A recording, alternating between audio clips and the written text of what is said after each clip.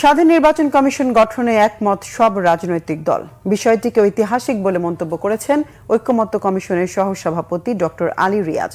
শক্তিশালী রাষ্ট্র গঠনে স্বাধীন নির্বাচন কমিশনের বিকল্প নেই বলে মনে করে রাজনৈতিক দলগুলো।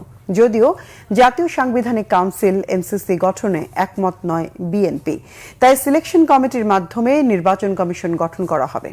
রিপোর্ট রিশান নাসরুল্লাহ। রাজনৈতিক দলগুলোর সাথে জাতীয় ঐকমত্য কমিশনের দ্বিতীয় দফার 18তম দিনের বৈঠকের আলোচ্য বিষয় ছিল নির্বাচন কমিশন গঠন, সরকারি কর্ম কমিশন, মহা হিসাব নিরীক্ষক ও নিয়ন্ত্রক, দুর্নীতি দমন কমিশন এবং ন্যায়পাল নিয়োগের বিধান। এসব পদের নিয়োগের বিধান সংবিধানে অন্তর্ভুক্ত করার পক্ষে বেশিরভাগ রাজনৈতিক দল মত দিলেও ভিন্ন মত ছিল বিএনপির। তবে নির্বাচন কমিশন গঠনের ক্ষেত্রে ছাড় দিয়েছে সব রাজনৈতিক দল। নির্বাচন কমিশন মনোনয়নের জন্য সংবিধানে সুনির্দিষ্ট কমিটি গঠনের বিধান যুক্ত করতে রাজনৈতিক দল ও জোটগুলো ঐকমত্যে উপনীত হয়েছে। নির্বাচন কমিশন গঠন সংক্রান্ত সংবিধানের 118 অনুচ্ছেদের কতিপয় উপ অনুচ্ছেদ সংশোধনের বিষয়ে ঐকমত্য হয় এবং এখন নির্বাচন কমিশন প্রতিষ্ঠা সংক্রান্ত সংবিধানের 118 অনুচ্ছেদের এক উপ অনুচ্ছেদ সংশোধন করার জন্য আমরা বলছি, একমত হয়েছি। আমরা এই জুলাই মাসের মধ্যেই একটি জুলাই সনদের, জাতীয় সনদের জায়গায় উপনীত হতে পারব। বিএনপির সালাউদ্দিন আহমেদ বলেন, নিয়োগের ক্ষেত্রে বিভিন্ন সাংবিধানিক কাঠামোর জন্য একাধিক প্রতিষ্ঠান তৈরি ইতিবাচক নয়।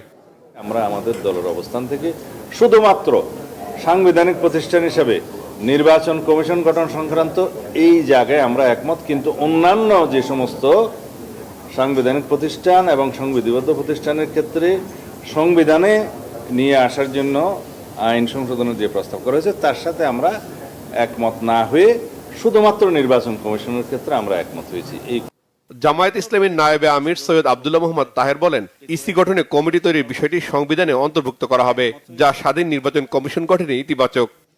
এটা সংবিধানের উল্লেখ থাকবে, এটাই তো ইম্পর্টেন্ট। আগে যেটা ছিল আইন দ্বারা নিয়ন্ত্রিত ছিল এবং তাতে তো অনেক ঝামেলা হয়েছে। এটা প্রধান ইম্পর্টেন্ট ইস্যু হচ্ছে এটা সাংবিধানিক বডি হয়ে যাবে এখন থেকে। এবং এক্ষেত্রে কোনো দলের দ্বিমত ছিল, ছোট বড় যাই হোক, কিন্তু সর্বশেষে আমরা সকলে একমত হয়েছি। আলোচনায় অন্য রাজনৈতিক দলগুলো এনসিসি গঠনের মাধ্যমেই সব সাংবিধানিক প্রতিষ্ঠানে নিয়োগের দাবি জানান।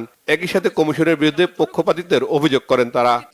অনেকেই এখনো পুরনো যে ব্যবস্থা, সেই ব্যবস্থাতেই দেশ পরিচালনার স্বপ্ন দেখে। সে জায়গা থেকেই তারা অন্যান্য যে প্রতিষ্ঠানগুলো আছে সেখানে যাতে একটা সমন্বিত, একটা কার্যকর, একটা স্বাধীন স্বতন্ত্র নিয়োগ কমিটির মধ্য দিয়ে, সিলেকশন কমিটির মধ্য দিয়ে নিয়োগটা সম্পূর্ণ হবে, সেই আলোচনার মধ্যে তারা অগ্রসর হতে চান না। যে কোনো সময় সংস্কারকে পরিবর্তন করে ফেলা যায় যে কোনো সরকারি দলের ইচ্ছায়। এই ঝুঁকিপূর্ণ অবস্থায় আমরা সংস্কারকে রাখার পক্ষপাতী নই, সে কারণেই আমরা সংবিধানে এটাকে রাখার কথা বলেছি।